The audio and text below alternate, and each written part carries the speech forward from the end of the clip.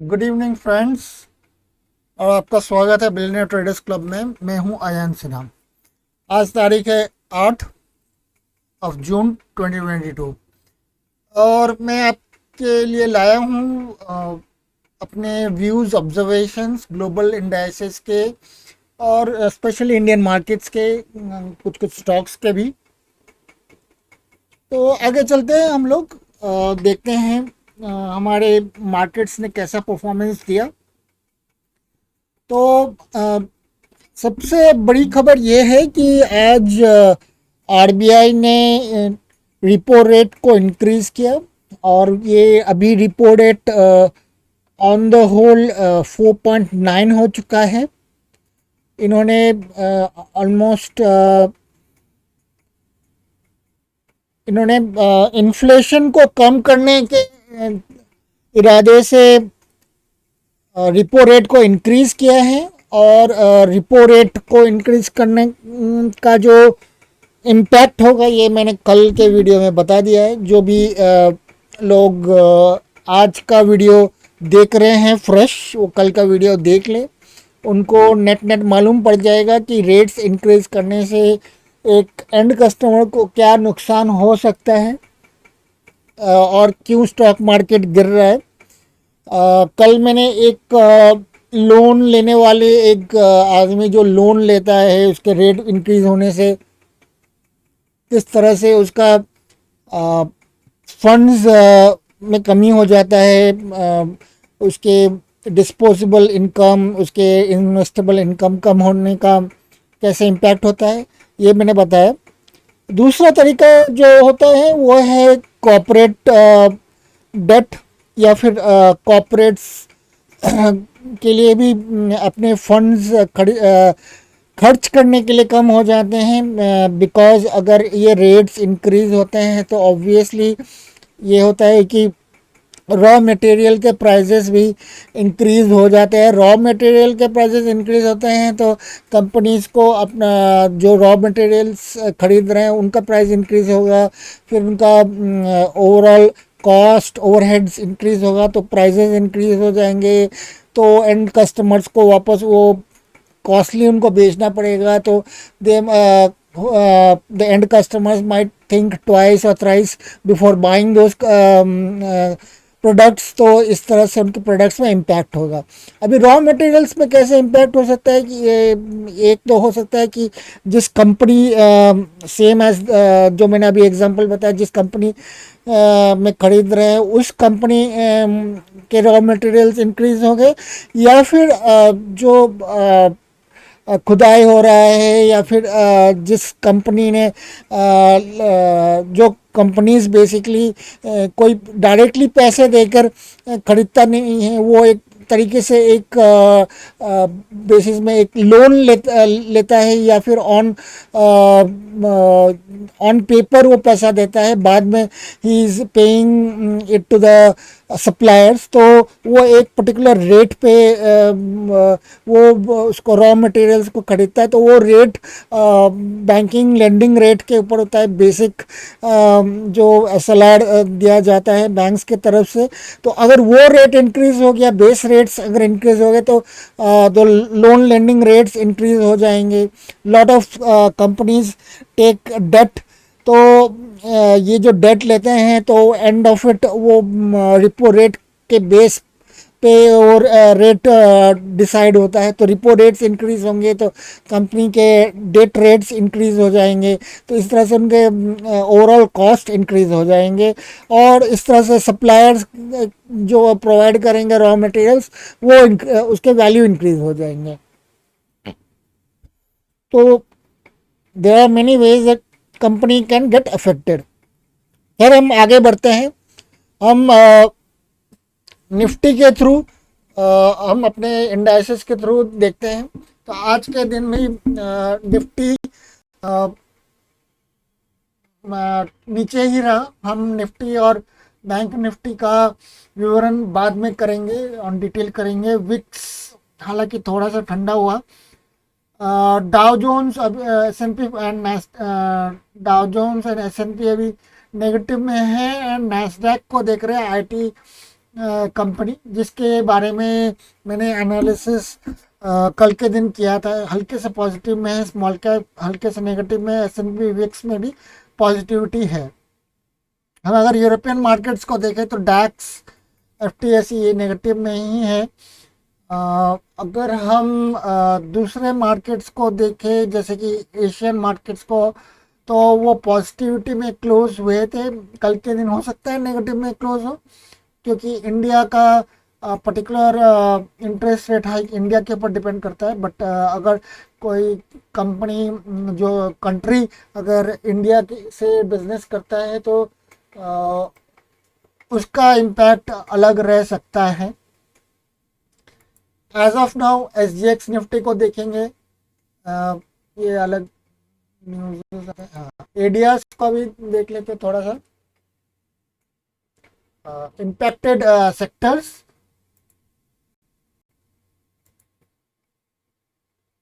realty, PSU bank, media bank, financial services, they were positive, close में FMCG, MNC, Indian consumption, infrastructure, pharma ये negatively close हुए हैं। as of now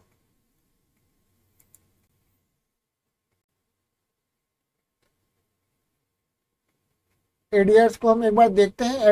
एडीआर्स जो close हुए हैं और जो कि यूएस मार्केट्स में ट्रेड होते हैं इंडियन कंपनीज के, इन्फोसिस और ICICI बैंक हल्के से नेगेटिव में है। विप्रो, HDFC, टाटा मोटर्स ये पॉजिटिव है। अगर आप कल के दिन देखेंगे तो ये जैसे क्लोज हुए होंगे उसका इम्पैक्ट इन पर्टिकुलर स्टॉक्स पर पड़ेगा। And since Infosys, ICICI, Wipro, HDFC, Tata, ये डॉक्टर रेड्डीज, ये सब इन्फोसिस निफ्टी में बड़े स्टॉक्स हैं और ऊपर के 3-4 स्टॉक्स निफ्टी टॉप 10 में आते हैं, निफ्टी 50 के टॉप 10 में आते हैं। तो in terms of contribution 60% contributions देते हैं ये लोग। तो आप ज़रूर इसमें निफ्टी का इम्पैक्ट देखेंगे, तो आप मॉर्निंग में इसको ज़रूर देख लीजिएगा। निफ्टी फ्यूचर्स, जो SGX निफ्टी है जो कि सिंगापुर इंडेक्स स्टॉक मार्केट में इसका इन्वेस्टमेंट होता है, ये सुबह मॉर्निंग 6 o'clock तक ओपन हो जाता है। तो आप मॉर्निंग में देखिएगा। एज ऑफ नाउ ये 16,514 पे जाके थोड़ा सा नीचे आया है and still it is above NSE closing. तो मॉर्निंग के टाइम में अगर ये ऊपर रहा तो निफ्टी में बढ़त के साथ ओपन हो सकता है। मैं कुछ बातें कहूँगा विथ माय कंक्लूजन, तो वो हम आप ज़रूर देखिए वीडियो के अंत तक। डाउ फ्यूचर्स अभी बुलिश है और हो सकता है कि US मार्केट्स में एक पॉजिटिव बुलिश टर्न आए। निफ्टी 50 के बारे में हम डेली चार्ट्स में चर्चा करेंगे एंड में।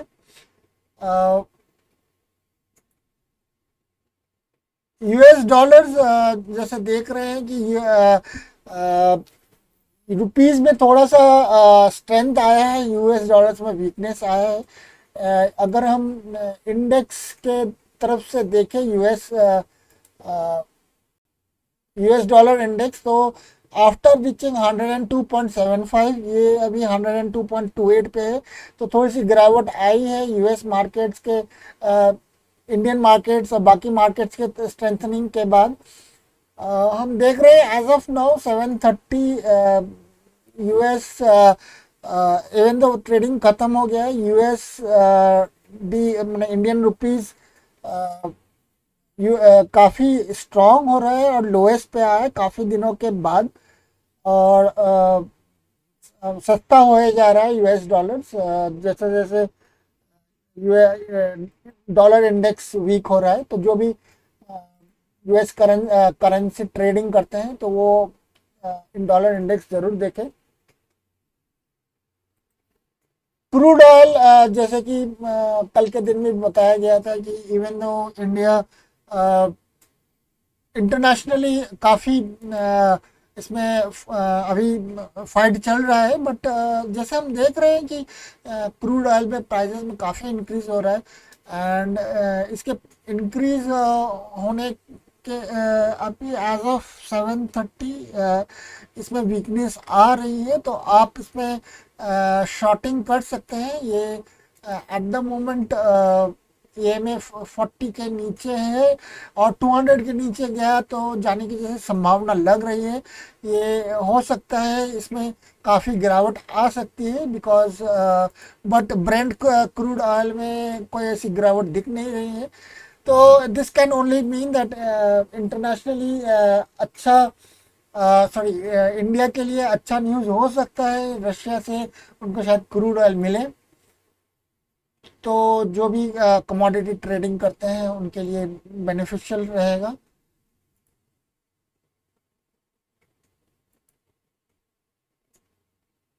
गोल्ड में आज गिरावट आई थी गोल्ड के प्राइस में, बट वापस इसमें हल्की सी ट्रेडिंग वापस हुई। सिल्वर फ्यूचर्स जैसे देख सकते हैं इसमें ऊपर नीचे हो रहा है, काफ़ी अप मूव्स आ रहे हैं। निफ्टी आईटी की एक मैं रिव्यू कर रहा हूँ, और मेरे हिसाब से अगर हम इसको डेली चार्ट्स में देखें तो एक बाउंस बैक इसमें आ रहा है, और this bounce back could be led by some IT companies. जैसे हम एडीआर में भी देख रहे हैं कि कुछ आईटी कंपनीज, जैसे कि हम यहाँ पे देखेंगे अगर, तो निफ्टी आईटी में काफ़ी पॉजिटिविटी थी, even though it was not the most plus company. ये एक छुपा रुस्तम निकल सकता है, जो भी इसमें ट्रेडिंग कर रहे हैं, जो भी इसमें नज़र रख सकते हैं, ये निफ्टी आईटी हो सकता है कि स्टॉक मार्केट को ऊपर लेके जाए, even if bank doesn't support it.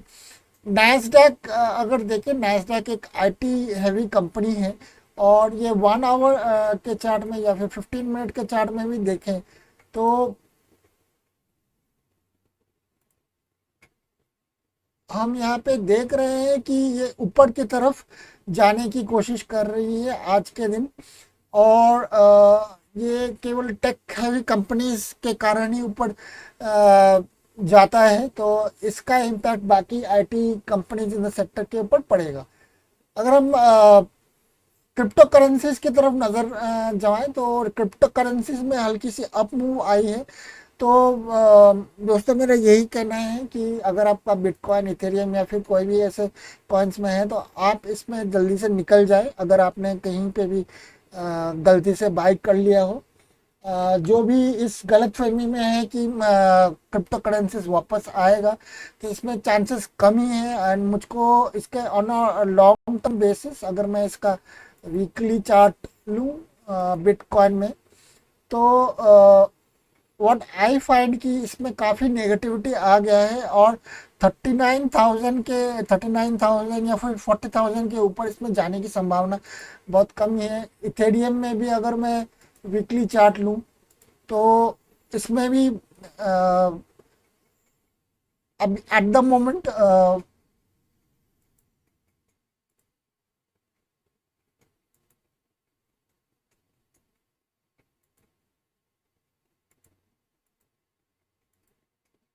23 2381 के ऊपर जाना इसमें मुश्किल दिख रहा है, तो 2300 2400 will be maximum limit Ethereum में जाएगा।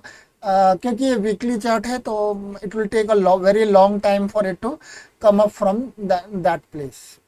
अगर हम अपनी नज़र निफ्टी पे गड़ाए,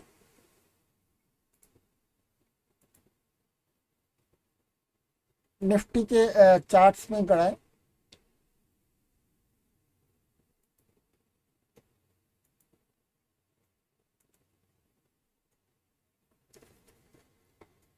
हाँ, तो ये अगर हम डेली या वीकली इसका देखें, तो हमको कुछ पता चलेगा। तो जैसे ये निफ्टी है ना, और हम लोगों ने देखा था ऑलरेडी, एक बाउंस बैक हुआ था, यहाँ पे एक रेजिस्टेंस मिला था at 16,761 in the spot market.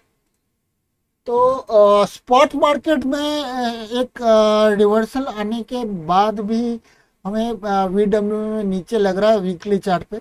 तो 16,790 एक टॉप लेवल मूवमेंट है, और सपोर्ट हमको 15,800 की 820 के आसपास दिख रहा है। तो आज तो ये वीक या फिर अगर 5 वीक से ले हमको बेयरिश मार्केट ही दिखा है। तो एंड RSI इज एट 44। तो हमको मुझको लगता है कि हल्का सा डाउन मूवमेंट्स अभी हो सकता है in Nifty as of now on a weekly basis. लेकिन इस जब तक ये सपोर्ट नहीं तोड़ता, हमें कोई भी इसमें स्टांस लेना नहीं चाहिए। और डेली चार्ट्स अगर देखें तो डेली चार्ट्स में भी हमको काफ़ी नेगेटिविटी दिख रही है।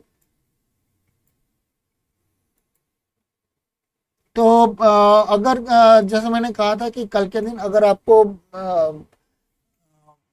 इसमें स्ट्रैंगल स्ट्रैटेजी अपनाना चाहते हैं तो आप अपना सकते हैं, नहीं तो फिर आप यहाँ पे शॉर्ट्स ले सकते हैं।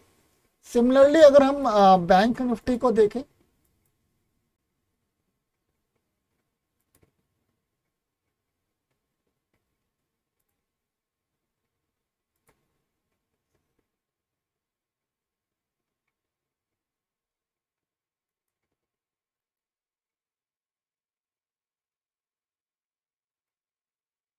तो इसमें भी काफ़ी निगेटिविटी है। और ये प्रैक्टिकली 36764 से नीचे रिवर्स कर रहा है। अ, लेकिन इसका रिवर्सल थोड़ा सा रुका हुआ है।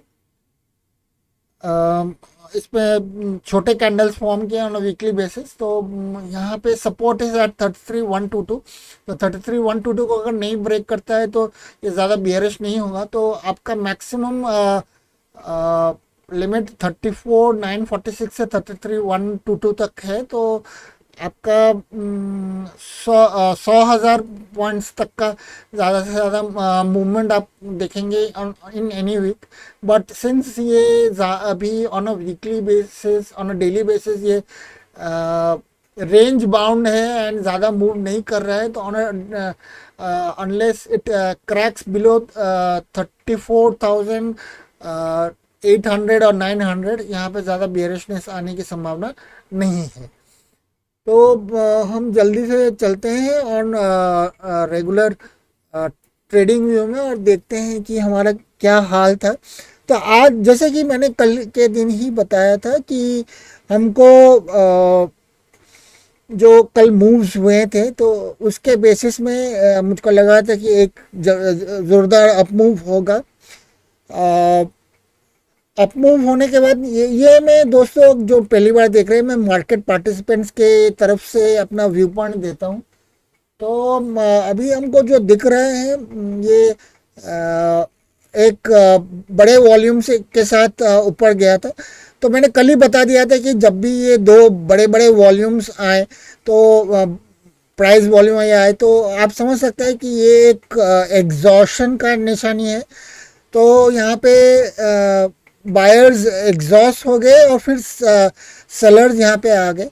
तो जैसे ही सेलर्स आए, जैसे ही सेलर्स यहाँ पे आए, आप देख सकते हैं कि नीचे अप मूव हुआ, फिर वापस एक बड़ा कैंडल एंड बड़ा वॉल्यूम कैंडल आया। तो यहाँ पे सेलर्स एग्जॉस्ट हो गए, फिर बायर्स ऊपर इसको ऊपर लेके गए। क्योंकि इमीडिएटली बाइंग आया तो बायर्स यहाँ पे एग्जॉस्ट नहीं हो सकते हैं।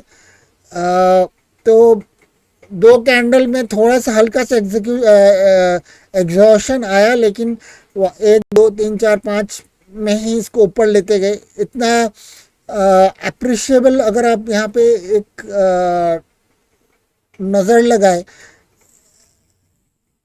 इस पर्टिकुलर कैंडल का जो मूवमेंट है, ये मूवमेंट इस कैंडल को छोड़ के और कोई कैंडल में नहीं आया। तो हम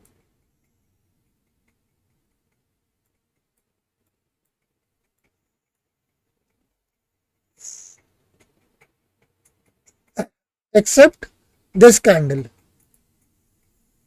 ये कैंडल और ये कैंडल को छोड़ के इसके ऊपर कोई मूवमेंट आया नहीं। तो सिंस यहाँ पे एक थोड़ा सा स्ट्रगल भी है, आपने अब अगर ये कैंडल देखें तो यहाँ पे ये कैंडल डायरेक्टली मिडिल फॉर्म हुआ है, इसका मतलब बायर्स एंड सेलर्स में काफ़ी फाइट था और यहाँ पे सेलर्स इवेंचुअली जीत गए। एंड सिंस कोई भी कैंडल अदर देन ये इसको ब्रेक नहीं कर पाया, तो ये कैंडल जब भी फॉर्म हुआ ये एक सस्पेक्टेड कैंडल था कि यहाँ से हमको एग्जॉशन दिखेगा, और हमको दिखा भी क्योंकि ये कैंडल फॉर्म हुआ जो कि एक बेयरिश कैंडल था। तो इससे हमको ये सीख मिलता है कि लेकिन ये देखिए आप ये कैंडल गिरा तो बट ऑन लो वॉल्यूम्स, तो हमको ये सीख यहाँ पे मिलता है कि अगर लो वॉल्यूम बेरिश कैंडल्स या फिर बुलिश कैंडल्स आते हैं तो ये पर्टिकुलर मूव ज़्यादा देर चलेगा नहीं। तो जैसे ही हमको कुछ देर बहुत देर तक साइडवेज मूवमेंट मिला ऑन लो वॉल्यूम्स, और धीरे धीरे हमको हाई वॉल्यूम्स आने लग गए, लेकिन कैंडल्स फॉर्मेशन इतना स्ट्रांग नहीं था। एक यहीं पे हमको थोड़ा सा अबव एवरेज कैंडल मिला जो कि corresponds to average sell bearish candle. तो फिर आगे जाते हुए हमको एक थोड़ा सा बियरिशनेस होने की संभावना तो आ गई, लेकिन अगर हम यहाँ पे ड्रॉ करें तो आप देख सकते हैं कि एट दिस मोमेंट हमको ईएमए के नीचे एक फॉर्मेशन होने लग गया। तो ये ईएमए के नीचे जैसे फॉर्मेशन होने लगा हमको एक बेयरिश इंडिकेशन मिल गया, और वापस आप यहाँ पे देखेंगे अबव एवरेज वॉल्यूम्स क्रिएट होने लग गए हैं। And this one corresponds to this. तो एक स्लाइटली बुलिश होने के बाद जो ये बियरिश बड़ा कैंडल बना, ये हमको एक हल्का सा बियरिशनेस का साइन देता है। And this cannot be an exhaustion because आप अगर वापस यहाँ पे देखेंगे, इस चीज़ को आप एक्सटेंड करेंगे तो आप देख सकते हैं कि इतना बड़ा कैंडल कभी फॉर्म नहीं हुआ इसमें। तो आप निश्चिंत होकर यहाँ पे आप ऑब्वियसली शॉर्टिंग ले सकते थे यहाँ पे, एंड यहाँ पे शॉर्ट ट्रेड्स हो जाता। एनीवेज आगे आगे हम देखेंगे तो हमको ये शॉर्ट ट्रेड्स ले सकते थे। फिर इफ़ यू सी एक्चुअली यहाँ पे जो वॉल्यूम था, वॉल्यूम वाज अप्रोक्सीमेटली 389.5 के, यहाँ पे 420, इस जगह पे 3735, बाकी नीचे आ रहा था यहाँ पे 328। तो anything above 328 would be a good volume at the end. अगर 728 नहीं हो रहा है तो 328 एंड अबव एवरेज आ रहा है, तो यहाँ पे आप इसको एग्जॉशन समझ के नॉक ऑफ कर सकते थे। Same with bank Nifty.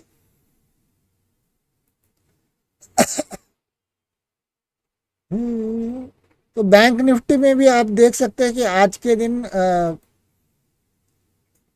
Gap up हुआ, gap up with very high volumes. जैसे मैंने कल बताया था कि एक अप मूव आएगा, वापस यहाँ पे आप देख सकते हैं कि सेलर एग्जीक्यूशन हुआ, एग्जॉशन हुआ, सेम एज निफ्टी वापस ऊपर की तरफ गया, और जाके यहाँ पे बैंक निफ्टी में दे लॉस्ट, बायर्स एग्जॉस्ट हो गए उन्होंने, या फिर बायर्स जिन्होंने भी ऑपरेटर्स ने बाय किया था उन्होंने धीरे धीरे सेल करते करते करते छोटे छोटे वॉल्यूम में एंड उन्होंने पूरा डंप कर दिया यहाँ पे। तो ये भी एक तरीका है जहाँ पे ऑपरेटर्स धीरे धीरे मार्केट को नीचे लेके जाते हैं, डंप कर देते हैं, एंड फिर वापस मार्केट को वो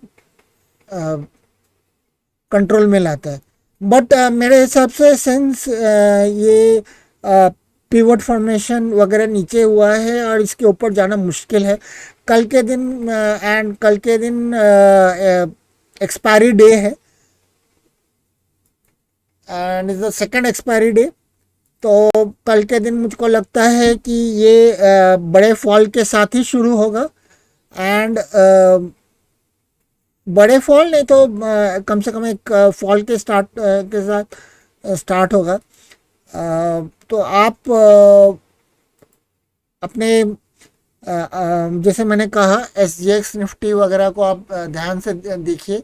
SGX Nifty, US markets, ADR, Asian markets and उसके बाद अपने ट्रेड्स आप लीजिए। थैंक यू दोस्तों जो मेरे वीडियोस इंस्टाग्राम में देख रहे हैं या फिर आप यूट्यूब में देख रहे हैं।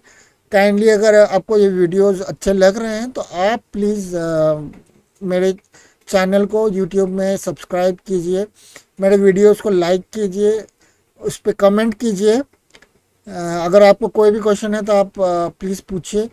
आपको कोई भी स्टॉक स्पेसिफिक क्वेश्चन है तो आप मुझको पूछ सकते हैं।